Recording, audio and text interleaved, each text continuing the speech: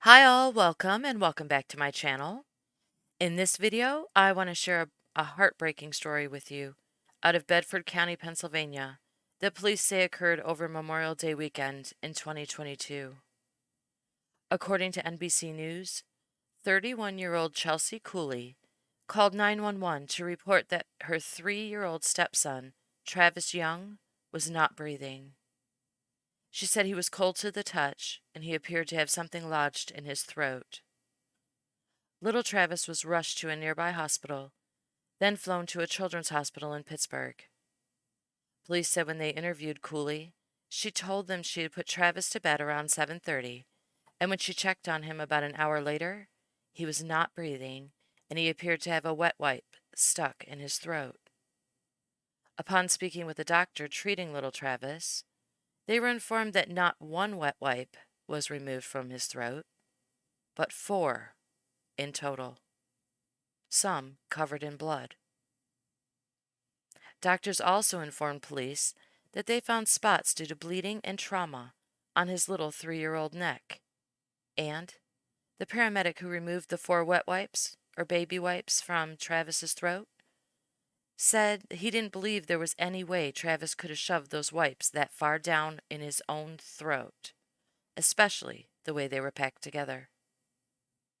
The following day, police conducted a second interview with Cooley when they say her story changed. Shocker. Her second story was that little Travis had soiled his clothing, and she caught him in the bathroom trying to flush his underwear down the toilet. She said that they kept the wet wipes in the bathroom, not in Travis's room. Then, police say, she showed them a picture she took and sent to Travis's father at work of little Travis lying on the bathroom floor with visible marks on his neck and near his mouth, and proceeded to explain to them what a poorly behaved boy he is, that he had thrown a temper tantrum earlier in the day before he was rushed to the hospital, and that he needs to be placed in a group home. He's 3. Then police said they noticed bite marks on Cooley's hand, but did not say whether she claimed Travis had bitten her or not. After hearing Cooley's new version of the events that occurred the day before, police realized that according to Cooley's timeline, she waited 25 minutes to call 911 after she found Travis on the floor. When they asked her why she waited so long to call for help, they said she became agitated and told them that her phone had been acting up. Okay, just real quick. I'm going to call BS just to get it out of the way right quick, 'cause I have a question. No, I have a couple questions. Now, I know I just said Cooley told police that she found Travis in the bathroom attempting to flush his underwear down the toilet after soiling them. So, if he was conscious and breathing and trying to flush his underwear down the toilet, how did he end up unconscious on the floor with 4 wet wipes shoved down his throat? Wait, maybe she left the room to go get him clean underwear, and Travis raced and grabbed 4 wet wipes and then jammed them down his throat while she was gone. No, wait. Maybe she meant she found Travis unconscious on the floor when she went in the bathroom and saw his underwear in the toilet, so she assumed he was trying to flush them. Which, to me, makes more sense, because if she didn't have to go get him clean underwear, then she had more time to take a good picture of him lying unconscious with marks on his neck and mouth to send to his dad at work. Because that's what should be your first instinct when you find a child passed out on the floor. You know, take a photo or two. Actually, she probably had to take a few, you know, since her phone was acting up. You know the reason she told police it took her 25 minutes to call 911 after she found him? I mean, I'd hate to think it took her 25 minutes to finally get a good enough photo of little Travis dying on the bathroom floor to send to his dad.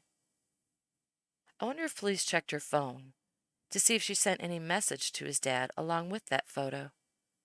Something like, I don't know, your kid's dying on the bathroom floor and I don't give a shit, or something like that. I mean, if she just sent him the photo and didn't say anything, how would he know what it meant? There I go, reaching again. Boy, I'm nothing if not consistent, huh? I'm sure she was just trying to help. Oh, and how did she know something was stuck in his throat? I mean, if the wife was sticking out of his throat, wouldn't she have tried to pull it out? But she didn't. EMS said they were lodged so far down his throat that they had to use long forceps to remove them. So how'd she know they were stuck in his throat? Maternal instinct, I suppose, huh? She probably figured he was choking on something and knew to look in his mouth. After all, she did have 25 minutes to kill. I mean, frantically try to call 911 while her phone refused to work properly. How weird that it worked just fine to send Travis's photo to his dad, but then it crapped out on her when she tried to call for help. And how weird that Travis's little 3-year-old fingers were able to push those wipes so far down his throat. Anyway, police said after interviewing Cooley for the second time and getting her second version of the story, they conducted a search of the house, where they found an extensive number of wet wipes, some covered in feces and some covered in blood. They said they spoke with some neighbors also, one who told police he or she heard a female voice yelling and screaming, "Shut up," on the night of the incident, which I'm sure was just a coincidence.